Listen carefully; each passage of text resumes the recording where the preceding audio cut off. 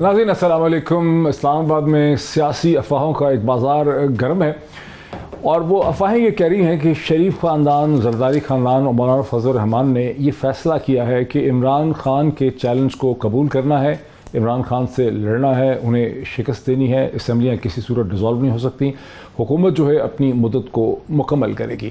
ये अफवाहें जो हैं इन्हें तक़वियत मिलती है जब हम देखते हैं कि अब से चंद घंटे पहले पाकिस्तान की इंफॉर्मेशन मिनिस्टर जनाब मोहतरमा मरियम औरंगज़ेब साहिबा ने एक बड़ी ताबड़तोड़ किस्म की प्रेस कॉन्फ्रेंस की, जिसमें उन्होंने ये कहा कि प्राइम मिनिस्टर शहबाज शरीफ साहब ने अपने एलाइज़ के साथ मशवरा करने के बाद ये फ़ैसला किया कि टफ़ इकनॉमिक मेजर्स जो है वो इख्तियार किए जाएंगे और 30 आइटम्स के इम्पोर्ट के ऊपर उन्होंने बैन लगाया है। वो बहुत लंबी फहरिस्त है। उस मौके पे उन्होंने सियासत के हवाले से क्या कहा वो मैं आपको टुकड़ा उनका सुनाता हूँ। इलेक्शन कराने का फैसला हुकूमत का, इत्तेहादियों का, पाकिस्तान मुस्लिम लीग नून का होगा और जब दिल करेगा तब इलेक्शन कराएंगे। इसलिए ये गर्दान भी बंद करें, ये तमाशे भी बंद करें, ये धमाल भी बंद करें। तुम्हारे पास उस फैसले का हक अदम एतमाद से पहले था इमरान खान साहब। अगर आपने इलेक्शन कराने थे तो वो कंटेनर पर चढ़कर नहीं कराए जाते। ये जो हुकूमत की तरफ से गॉन्टलेट और चैलेंज थ्रो किया गया former prime minister Imran Khan साहब को, इसका भी अपना एक बैकग्राउंड है। वो बैकग्राउंड ये है कि मोहतरमा मरियम औरंगज़ेब साहिबा की इस प्रेस कॉन्फ्रेंस से चंद घंटे पहले एक वर्चुअल मीटिंग की फाइनेंस मिनिस्टर जनाब डॉक्टर मिफ्ताह इस्माइल साहब ने IMF के मिशन हेड के साथ, जो दोहा में मौजूद थे, जहाँ इस वक्त पाकिस्तान के finance secretary, chairman federal board of revenue मौजूद हैं। और IMF के साथ ये बातचीत का दूसरा या तीसरा दिन था। IMF ये तवक्को करती थी कि पाकिस्तान की फाइनेंस मिनिस्टर जो हैं वो पेट्रोलियम और इलेक्ट्रिसिटी के ऊपर जो सब्सिडीज़ हैं उनको हटाएंगे ताकि वो IMF की रिक्वायरमेंट बढ़ सके, लेकिन वो तो नहीं हटाई गई। लेकिन उसके जवाब में ये जो मरियम औरंगज़ेब साहिबा ने 30 आइटम के ऊपर जो इम्पोर्ट बैन लगाया है, ये ड्यूटीज़ बढ़ाई हैं, ये दिखाया गया है कि वो पॉलिसी मैयर है, वो पुरअज़्म यानी फैसला किया गया है कि हम जो है IMF की रिक्वायरमेंट्स को बीट करेंगे। और साथ ही IMF के प्रोग्राम को डॉक्टर मिफ्ताह इस्माइल साहब ने ये भी बताया है कि हमारी हुकूमत जो है वो असम्बलीज़ की मुद्दत पूरी करेगी, यानी इलेक्शन जो है वो कहीं अब 2023 में होंगे, ये बताया गया है IMF को, क्योंकि IMF ये समझती थी कि अगर एक हुकूमत चंद हफ्तों के लिए या चंद दिनों के लिए तो उसके साथ एग्रीमेंट जो है वो नहीं हो सकता। लेकिन मरियम औरंगज़ेब साहिबा की जो प्रेस टॉक है, उसके बाद former prime minister Imran Khan साहब की भी एक टॉक हमारे सामने आई कल के जलसे के हवाले से, वो सुन लेते हैं। हमारी इस्लामाबाद मार्च से पहले जो आखिरी जलसा है वो कल मुल्तान में होगा इंशाअल्लाह, और उसमें मैं आप सबको वो दिन बताऊंगा जिस दिन मेरी सारी कौम ने इस्लामाबाद पहुंचना है। इस्लामाबाद पहुंचने का मकसद हकीकी आजादी। इंशाअल्लाह हमारी मंजिल करीब है। हम इलेक्शन चाहते हैं, हम इंपोर्टेड हुकूमत नहीं चाहते। जब तक हमें साफ और शफाफ इलेक्शन की डेट नहीं मिलेगी, इस्लामाबाद में ये अवाम का समुद्र नहीं जाने लगा जब तक डेट नहीं मिलेगी। ये तो बयानिया है अब से कोई 2-2.5 घंटे पहले former prime minister Imran Khan साहब का, जो कहते हैं हमें फौरी इलेक्शन चाहिए, हमें अर्ली इलेक्शन चाहिए। और पहले मैंने आपको बता दिया कि जो इस वक्त हुकूमत के 3 मेजर एलाइज हैं उनको किसी भी सूरत में अब इलेक्शन नहीं चाहिए। उनको एक लंबी हुकूमत चाहिए या उनको एक टेक्नोक्रेटिक इंटरम सेटअप चाहिए जिससे सुप्रीम कोर्ट की मदद से कई महीने तक आगे बढ़ाया जा सकता है, साल चलाया जा सकता है। ये वो कॉन्टेक्स्ट है, वो स्टेज है जो मैंने सेट कर दिया। मेरे साथ स्टूडियो में मौजूद हैं इरशाद भट्टी साहब, पाकिस्तान के प्रोमिनेंट एनालिस्ट हैं, कॉमेंटेटर हैं, पाकिस्तान की सियासत पर बड़ी गहरी नज़र रखते हैं। साथ ही मुझे ज्वाइन कर रहे हैं आरिफ हमीद भट्टी साहब, वीडियो लिंक के जरिए लाहौर से, किसी तारुफ के मोहताज नहीं। मज़हर अब्बास साहब, पाकिस्तान के प्रोमिनेंट एनालिस्ट, पॉलिटिकल कॉलमिस्ट, मुझे ज्वाइन कर रहे हैं कराची से। Very warm welcome to all my guest. Irshad Bhatti साहब बहुत पुरअज़्म हैं इस वक्त शरीफ जरदारी ख़ानदान और मौलाना फजल रहमान के इमरान खान को फाइट करना है, शिकस्त देनी है। इस्टेब्लिशमेंट की भी वो मतलब अब ऐसे भी हमारे सामने स्टेटमेंट्स आ रही हैं कि इस्टेब्लिशमेंट को ब्लेम किया जा रहा है कि वो उन्होंने बेट्रे कर दिया, वो इमरान खान के साथ मिल गए। यानी ये कैसे, आपने ट्वीट्स देखे ना, बहुत से हमारे जर्नलिस्ट हैं, उनके ट्वीट्स। नहीं, जर्नलिस्ट के मेरा भी ट्वीट हो सकता है, मैं कैसे नहीं, वो सारे जर्नलिस्ट उनसे बड़े क्लोजली अलाइंड है ना। नहीं, मान लिया, यानी आप ये कह रहे हैं कि वो जर्नलिस्ट, एक जर्नलिस्ट ने तो ये लिखा है कि इसे कहते हैं वही करना चाहिए जो इमरान खान ने एस्टेब्लिशमेंट के साथ किया। एक तो ये है, मतलब आप पता नहीं प्रोड्यूसर साहब रखे हैं स्क्रीन पे कि नहीं। एक ये है, उन्होंने कहा है कि सबने इस्टेब्लिशमेंट की तरफ इशारा किया, बेसिकली इस्टेब्लिशमेंट को अंडर प्रेशर लाने की कोशिश की जा रही है। नहीं, इस्टेब्लिशमेंट 4-5 हैं। हाँ, इस्टेब्लिशमेंट को अंडर प्रेशर लाकर ये क्या करेंगे, डॉलर को कंट्रोल कर लेंगे। महंगाई को कंट्रोल कर लेंगे, बेरोज़गारी को कंट्रोल कर लेंगे, गुर्बत को कंट्रोल कर लेंगे। नहीं, वो लॉन्ग मार्च को कंट्रोल नहीं, ये लॉन्ग मार्च जो इमरान खान को प्रेशर में लाए ना, तो वो हो सकता है कंट्रोल हो जाए। ये सारे दुर्फुतनियाँ हैं, शुरलियाँ हैं। भाई आप अरस्तू थे, आप बुकरात थे, आप अफलातून थे, आप बबाए मसाइल हल थे, वो नाहिल थे, आप अहल थे, वो नातजर्बाकार थे, आप तजर्बाकार हैं, वो लाडले सिलेक्टेड थे, आप इलेक्टेड और बड़े हिम्मत वाले हैं। करें, काम करें। लेकिन आप मुझे 3-4 सवाल मैं जल्दी आपसे पूछता हूँ कि पहले महीने में किसी भी हुकूमत, कोई भी हुकूमत एक डायरेक्शन देती है कि मैंने क्या करना है, नज़र आई है डायरेक्शन इस एक महीने में? एलाइज थे ना, नहीं इत्तेहादी थे ना भाई, मैंने कहा सिंगल पार्टी की गवर्नमेंट, मैंने कहा है कि एलाइज और इत्तेहादी हैं। ये कब से 4 मरतबा पीपल्स पार्टी भुगता चुकी है हुकूमतें, चौथी मरतबा हाउस ऑफ शरीफ का बंदा मरकज़ में है कोई डायरेक्शन, कोई एक, यानी ये तो इमरान खान की तो सारे हम भी कहते थे, आप भी कहते थे कि होमवर्क भी नहीं है, और इनका तो होमवर्क मुकम्मल था ना। ये सिंगल पार्टी नहीं, अच्छा नहीं, सिंगल पार्टी नहीं, सारी पार्टी। इससे तो प्लस पॉइंट बनता है ना, सारों का तजर्बा, सारों की दूरअंदेशी, सारों का विजन इकट्ठा होता है ना। अच्छा छोड़ दी, इमरान खान को हट गए, पीडीएम जीती, इमरान खान हारे बज़ाहिर।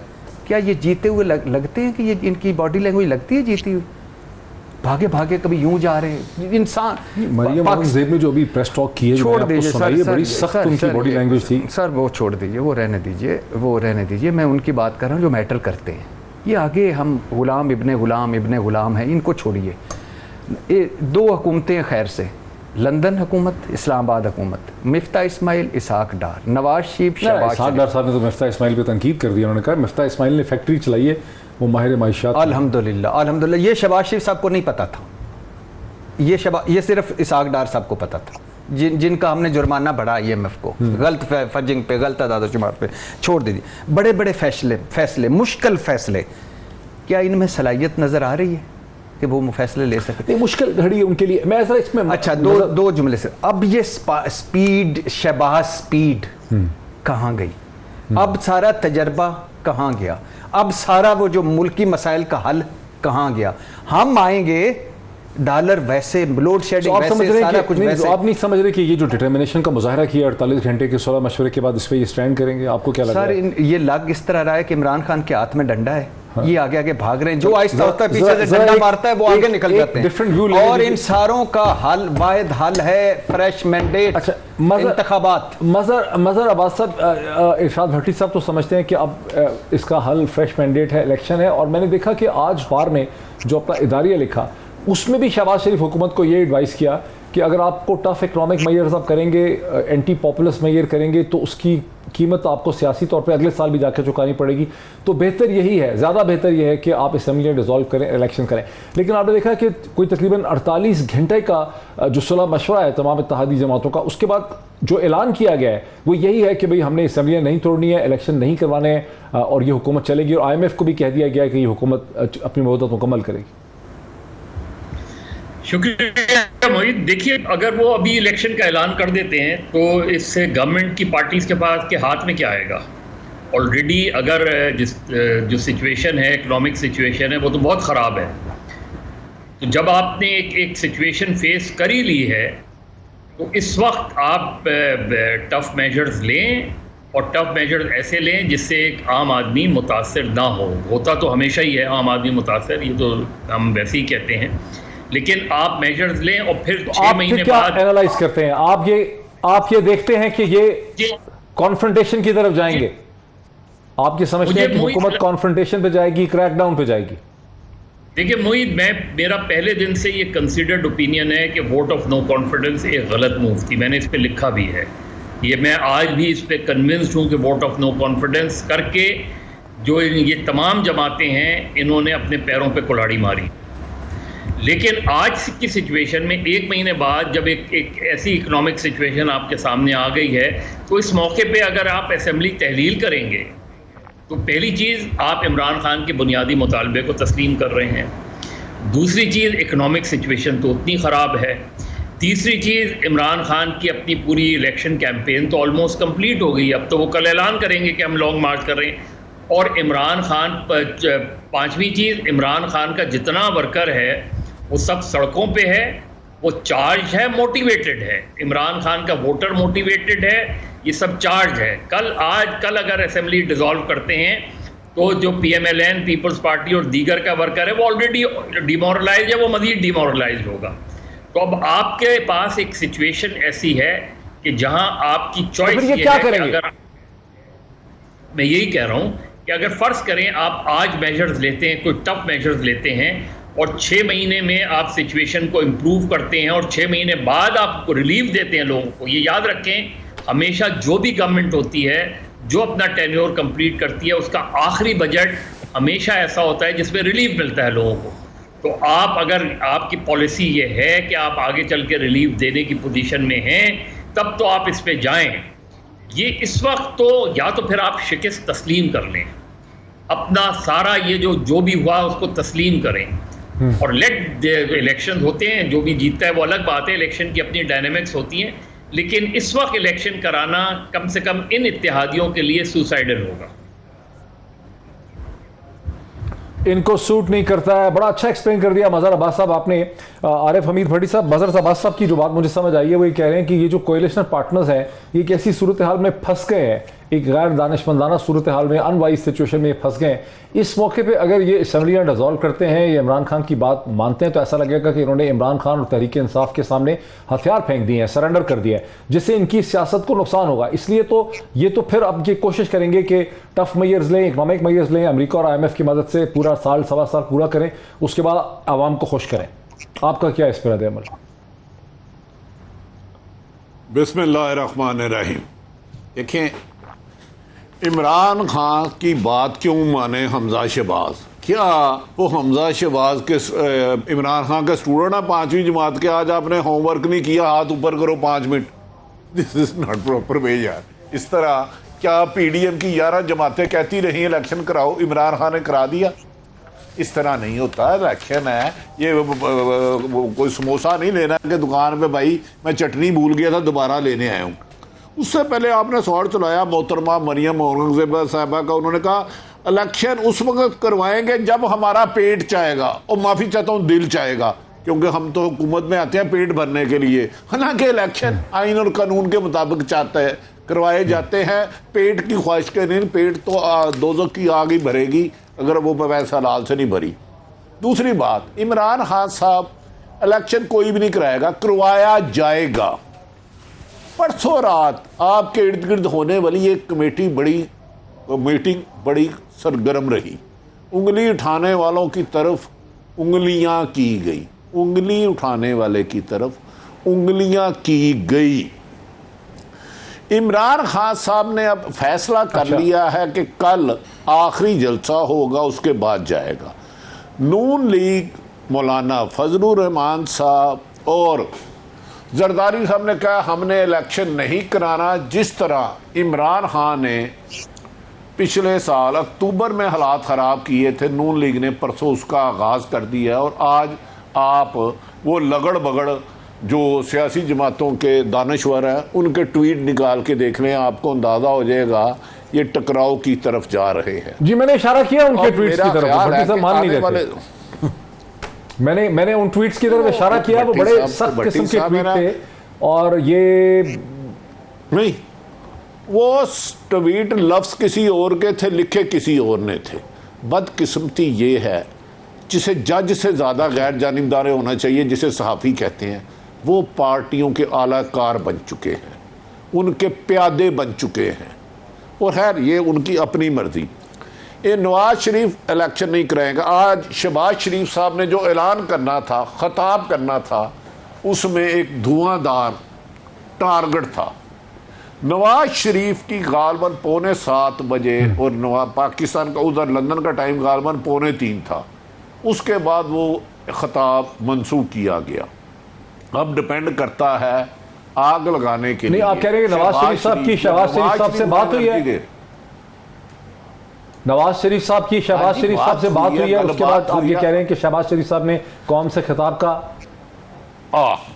क्योंकि वो हम नवाज शरीफ साहब कोई बम फोड़ना चाह रहे थे, कोई ब्लास्ट करना चाह रहे थे, कोई ब्लास्ट करना चाह रहे थे। अच्छा। अब शहबाज शरीफ साहब ने वो टाइम मांग लिया है कि मुझे कल तक फैसला करने दे, मैं इसको मजीद आसफ अली जरदारी, मौलाना फजल रहमान को लूब में ले लूं। वो जो ब्लास्ट करना चाह रहे थे वो मरियम की तजवीज़ थी जो उन्होंने नवाज शरीफ साहब को दी, नवाज शरीफ साहब ने मोहतरम ने शहबाज साहब को दी। अब मेरा नहीं ख्याल कि ये हुकूमत अब इलेक्शन कराएगी। अब इमरान खान को अपने कुव्वत बाजू की ताकत दिखाना होगी। और मैं दूसरी बात, इलेक्शन जो लोग कहते हैं, मैं कह रहा हूँ इलेक्शन खून रेजी की तरफ जाएगा। इमरान खान साहब इलेक्शन हार के भी नहीं मानेंगे, किसी कीमत पर नहीं मानेंगे, किसी सूरत में नहीं मानेंगे, ना नून लीग मानेगी ना पीपल्स पार्टी। उससे पहले इन तमाम जमातों को एक टेबल पे बिठा के इनसे इन राइटिंग लेना होगा कि आप इलेक्शन के नताइज कबूल करेंगे।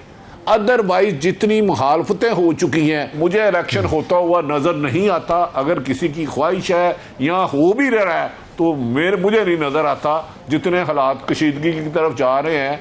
आज देखें ना, कल सुप्रीम कोर्ट ने हुक्म दिया कि लोटो का वोट नहीं होगा। हमजा शहबाज पंजाब मैं ब्रेक ले लूं, 95% ब्यूरोक्रेसी तब्दील कर चुके हैं।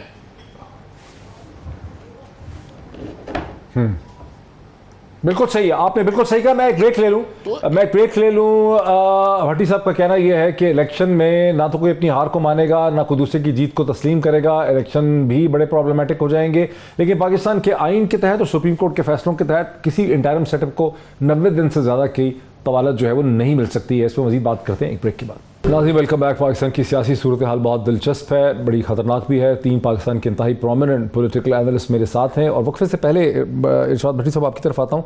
आरिफ हमीद भट्टी साहब को आपने सुना, उन्होंने इशारा ये किया कि यहाँ पर चूँकि इलेक्शन बड़ा खूनी हो सकता है, यहाँ पर अब कोशिश ये की जाएगी कि एक लॉन्ग टर्म इंटरिम या टेक्नोक्रेटिक सेटअप आए जिसको सुप्रीम कोर्ट की पाकिस्तान की मदद से ग़ालिबन साल के लिए बिठाया जाए चीज़ों को ठीक करने के लिए। लेकिन आईने पाकिस्तान के अंदर इसकी कोई गुंजाइश नहीं।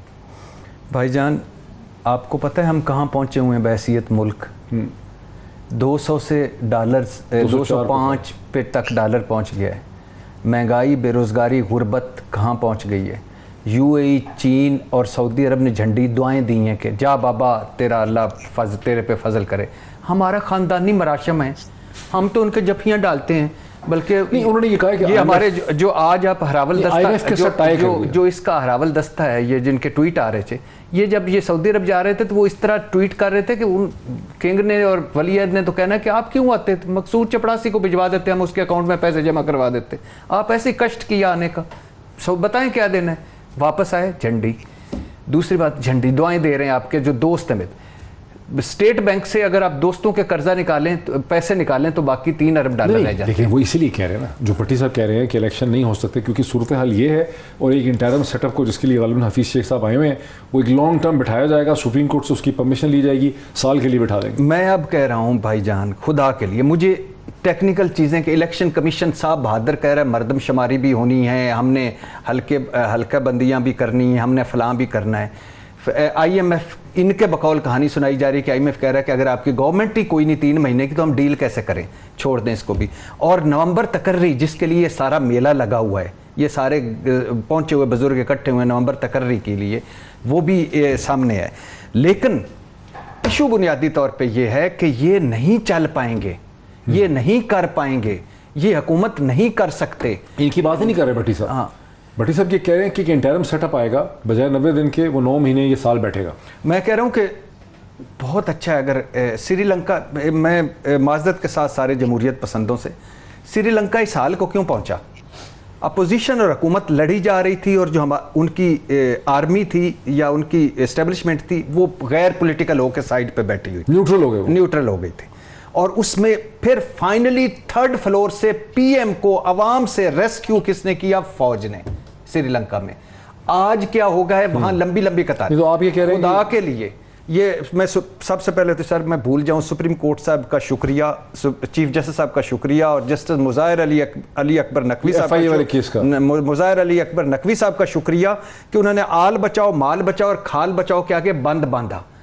तो अब इशू ये है कि सर अदलिया बैठे, फौज बैठे, सारे बैठे, ये खुदा के लिए मुल्क तो जा ही जा रहा है। हम तसादम खौफनाक, मैं आरिफ हमीद भट्टी साहब की बात को सेकंड करता हूं, हम खौफनाक तसादम की तरफ जा रहे हैं। हम बहुत, यानी कोई बड़े बैठे, मैं ये नहीं चाहता कि वो आके सियासत में हिस्सा लें और पूरा कवर कर लें, और इन सियासतदानों को ही करना चाहिए, मगर हमारी सूरत एक्चुअल पता क्या है? आप सपोर्ट करें वजीर आजम सुप्रीम कोर्ट, वजीर आला हाई कोर्ट, और काश ये सुप्रीम कोर्ट वाले जो इन्होंने लोटे वाला रोकने वाला, 2 जुमले आखिर में, लोटों के रोकने वाला फैसला दिया है, उस वक्त दे देते जब जरूरत थी, तो आज सूरत मुख्तलिफ होती। और काश ये जो आल बचाओ माल बचाओ वाला ये जो बंद बांधा है, ये जब मुलजम और मुजरम ओथ ले रहे थे उस वक्त कुछ कर देते तो आज ये इससे बच जाते। आरिफ हमीद भट्टी साहब, क्या ये हो सकता है कि सियासतदानों में और सियासी जमातों में जो 3 या 4 बड़ी सियासी जमातें हैं, इनके दरमियान कोई कंसेंसस जो है वो डेवलप कर जाए कि पाकिस्तान के इकोनॉमिक चैलेंजेस का क्या करना है? बिकॉज मुश्किल फैसले तो कर रही हैं, कोई ऐसे मुश्किल फैसले हों जिसको चारों बड़ी सियासी जमातें, जिसमें तहरीक इंसाफ है, PMLN है, PPP है, MQM है, ये मिलकर उसको सपोर्ट करें। डॉक्टर साहब, नहायत अदब एहतराम से मुझे एक आधा मिनट चाहिए। जो मौजूदा सूरत हाल है ना, इस वक्त हुकूमत या अपोजिशन बचाने की बजाय पाकिस्तान बचाने की ज़रूरत है। इस वक्त आइन के साथ जो खिलवाड़ हो रहा है, कोई किक मारता है उधर जाता है, कल के सुप्रीम कोर्ट के फैसले पे PTI के वकला ले ले, उनकी राय और है, नून लीग के ले ले और है। मुस्तकबिल का फैसला करना पाकिस्तान में नामुमकिन है। अब मैं आपको हालात इलेक्शन क्यों नहीं होते मुझे नजर आते। यह हुकूमत महंगाई के खिलाफ आई थी कि ये जाहिल है, नलायक है, नाअहल है, इन्हें हुकूमत नहीं चलाना आती। 1.25 माह में 70 साल की तारीख की महंगाई तेजी पे गई। डॉलर कहाँ गया, स्टॉक एक्सचेंज कहाँ गई, आपके रिजर्व कहाँ गए। 3-4 सूबों में इस वक्त गवर्नर नहीं है। जब इमरान खान वजीर आजम थे, अपोजिशन के साथ हाथ मिलाना अपनी इंसल्ट समझते थे। हुकूमत अपोजिशन को गद्दार कह रही है, वो आइन शिकन कह रही है इनको। जब नफरतें इस हद तक हो जाए तो मुझे बताए ये आपस में बैठ सकते हैं? Do you think? मैं कह रहा हूं पीपल्स पार्टी और नून लीग इस 40 दिन में 2 दफा नाराज हो चुकी है, जो मज़ाहिर इत्तेहादी हैं कि पुरकशिश होदों पे मेरे बंदे तैनात करो। इन हालात में मैं कह रहा हूं हुकूमत अपोजिशन जमहूरियत को तो तबाही जमहूरियत ने किया है। जिस दिन सियासी जमातों में जमहूरियत हो गई, इख्तलाफ राय की गुंजाइश हो गई, उस दिन कोई तीसरी ताकत नहीं आएगी। और एक मुख्तसर बात, एक के साथ एक फ्री भी जा सकता है, बस नो मोर। मुझे हालात कशीदगी की तरफ नजर आ रहे हैं, एक के साथ एक जाने फ्री की भी डिस्कशन शुरू हो गई है। अब ये मदर साहब ज़्यादा बेहतर जानते हैं, मैं ज़्यादा बारीकी में जाना नहीं चाह रहा। हालात मेरी और डॉक्टर साहब आपकी सोच से ज़्यादा कशीदा है, ना सिर्फ सियासी जमातों में बल्कि बदकिस्मती या सरकारी इदारों में भी इसके असरात देखे और सब महसूस किए जा रहे हैं। यानी ये कह रहे हैं भट्टी साहब के take one and one free, इसका पता नहीं मतलब क्या है। बरलेक break, get free, take one and get one free, buy one and get one free. अब और फिर क्या ऐलान करने वाले थे शहबाज शरीफ साहब, अल्लाह बेहतर जानता। पर एक ब्रेक लेते हैं। ब्रेक के बाद ये भी देखते हैं कि जो इकोनॉमिक डेटा अब तक सामने आया, जिसे पाकिस्तान के बड़े अखबारात ने पब्लिश किया, नेशनल इकोनॉमिक कमेटी का, वो ये शो करता है कि जो इमरान खान हुकूमत का जो आखिरी साल था उसमें ग्रोथ प्रोजेक्शन जो है, इकोनॉमिक ग्रोथ प्रोजेक्शन 6% के करीब जो है आती है, ये मोहतात अंदाजे के हिसाब से। तो इस लिहाज से वो जो एक पूरा आर्गूमेंट था कि हुकूमत परफॉर्म नहीं कर रही है इकोनॉमिकली, वो भी बहुत ही कमज़ोर अब लगने लग गया है स्टेटिस्टिकल डाटा के नतीजे में। बात करते हैं मज़ीद ब्रेक के बाद। Welcome back. National economic committee का जो डाटा हमारे सामने आया है वो शो करता है कि इमरान खान हुकूमत का जो आखिरी साल था उसमें ग्रोथ प्रोजेक्शन जो थी इकोनॉमी को 6% थी। इससे पहले PMLN की 5वें साल में जो ग्रोथ प्रोजेक्शन थी वो 5.8% थी, इस वक्त 6% ग्रोथ प्रोजेक्शन थी। इस डाटा की मौजूदगी में जो अभी आया है इमरान खान की हुकूमत का 1 महीने से ज़्यादा हो गया है, इससे वो जो सारा आर्गूमेंट था कि ये हुकूमत इकोनॉमिकली फेल्ड है और इस वजह से ये तब्दील आई गई, जिसके बाद इकॉनमी टैंक हो गई, इसकी क्या बचा क्या है? वैसे हैरानगी की बात है कि मुझ समेत मैं इसमें आज मानता हूं कि हम सारे ही बह गए थे कि सब बह गए, बेवकूफ़ बन गए कि पता, इसमें तो कोई शक नहीं कि हम जो चारों बैठे हैं इन मईशत को इतना आप बेहतर समझते होंगे, उसके बाद हम लेकिन मुकम्मल जो मईशत को समझना मुश्किल। लेकिन हम जैसे वो महंगाई, बेरोज़गारी, गुर्बत, हम वो तो बात ठीक थी कि इमरान खान साहब के जो नारे थे वो वादेदा, उनको हम सामने रख के पूरे नहीं होते थे। और जितनी महंगाई और यानी जो आज ये इनकी हुकूमत है ना, यानी PDM की हुकूमत है, तो उसमें ये जो डेटा आ रहा है ये कुछ और शो कर रहा है। और कल जो महंगाई थी उससे महंगाई ज्यादा है, कल जो डॉलर का रेट था उससे डॉलर रेट ज्यादा है, कल जो स्टॉक एक्सचेंज थी उससे बुरी हालत में है, कल जो इदारे थे उससे बुरी हालत कल। और ये जो सारे बड़े बड़े जुगादरी थे वो आज चुप करके उंगलियां दबा के बैठे हुए हैं, कहने को कुछ नहीं। इसका एक गलती कर गए सारे लोग, वो गलती ये कर गए कि पाकिस्तान की हिस्ट्री बताती है कि जब हुकूमत से कोई निकलता है तो वो बोझ बन जाता है अपने आप पे। इमरान खान छा गया, बस ये गलती कर गए, मैनेज नहीं कर पाए, वरना तो बाकी सारा कुछ ठीक था। मजहर अब्बास साहब, इसकी मुझे ऐसा लग रहा है कि पाकिस्तान का जो मौजूदा क्राइसिस है उसके अंदर मीडिया का और सियासी जमातों का रोल यह है कि चूंकि मईशत की जो डायनामिक्स हैं, उसकी जो पेचीदगी है, उसकी अंडरस्टैंडिंग मीडिया में नहीं थी, सियासी जमातों में भी नहीं थी, इसलिए एक बहुत मुश्किल सूरत हाल थी। 2018 में ऑलमोस्ट बैंकक्रप्ट इकॉनमी थी। उसके लिए जो मईर उस वक्त हुकूमत की है इमरान खान हुकूमत ने, उसके आहिस्ता आहिस्ता रिजल्ट्स आने थे, फिर पेंडेमिक हो गया और हम एक जो बयानिया बनाया गया कि आलू महंगे हैं, टमाटर महंगे हैं, वो सब कुछ है, उसमें उस हुकूमत को इन दी एंड उसको आर्गुमेंट को इस्तेमाल किया गया हुकूमत को गिराने के लिए। अब जो डेटा सामने आ रहा है, हुकूमत को गए हुए 1 महीना हो गया, अब जो डेटा ग्रोथ का आ रहा है वो 6% ग्रोथ रेट जो है वो प्रोजेक्टेड है। तो यहां तो फिर ऐसा लगता है कि बहुत बड़ा गुनाह हो गया इन सारे प्लेयर्स से जिन सब ने ये रोल प्ले किया हुकूमत को गिराने का, बिकॉज अब ऐसी सूरत हाल पैदा कर दी है जिसका कोई सोल्यूशन नहीं। देखिए मोहित, अगर इमरान खान साहब की हुकूमत नहीं गिराई जाती तो और वो अपना टेन्योर कंप्लीट करते और इकोनॉमिक कंडीशंस बेहतर होती, जैसे भी होती, मैं इसकी बात उस बहस में नहीं जा रहा, लेकिन उसका अल्टीमेटली फ़ायदा क्या होता? अल्टीमेटली फ़ायदा ये होता कि आप ये कहने में हक बजानिब होते कि डेमोक्रेटिक प्रोसेस से चीज़ें बेहतर होती हैं। डेमोक्रेटिक एक कंटिन्यूटी जब होती है सिस्टम में, उससे किसी भी हुकूमत को ये कहने का मौका मिलता है कि एक प्रोसेस के नतीजे में, और अगली जब आप ट्रांसफ़र ऑफ पावर होती है तो फिर आप ये कहने में हक बजानिब होते हैं कि देखें डेमोक्रेटिक प्रोसेस के नतीजे में, एक ट्रांजिशन के नतीजे में चीज़ें बेहतर हुई हैं। किसी गवर्नमेंट ने कम परफॉर्मेंस की, किसी ने ज़्यादा परफॉर्मेंस की। ये इतना बड़ा ब्लंडर हुआ है कि ये बात अपनी जगह है कि महंगाई थी, ये बात अपनी जगह है क्योंकि ग्राउंड की महंगाई और होती है, स्टेटिस्टिक की चीज़ें और होती हैं। दवाओं की कीमत, मुझे पता है कि दवाओं की कीमत कितने 100% बढ़ी है। आप जाके गवर्नमेंट हॉस्पिटल्स में देखें, आपको अंदाज़ा हो जाएगा कि लोगों की मुश्किलात में कितना इजाफा हुआ है। लेकिन एक सिस्टमैटिक वो था ना कि उनकी गवर्नमेंट का एक सिस्टम चल रहा था, आप उस पर तनकीद भी करते थे, तारीफ भी करते थे, वो अपना दिफा करते थे, आप उस पर तनकीद करते थे, लेकिन एक स्मूथ सेलिंग थी। ये जो एकदम हौच पौच हुआ है, उसके नतीजे में ये क्राइसिस आना ही था, इसलिए कि हर चीज़ शटर्ड हो गई, एकदम यकायक एक चीज़ आई अदम एतमाद की। अब इसका जो एक नतीजा निकल रहा है वो ये निकल रहा है कि आपके हाथ में ना गवर्नमेंट के हाथ से चीज़ें कंट्रोल हो पा रही हैं, और जो अगली गवर्नमेंट होगी उसको भी टफ मेजर्स लेने पड़ेंगे। आप वहीं से दोबारा शुरू करेंगे कि जहां आप आके खड़े हो गए थे आज से चंद साल पहले।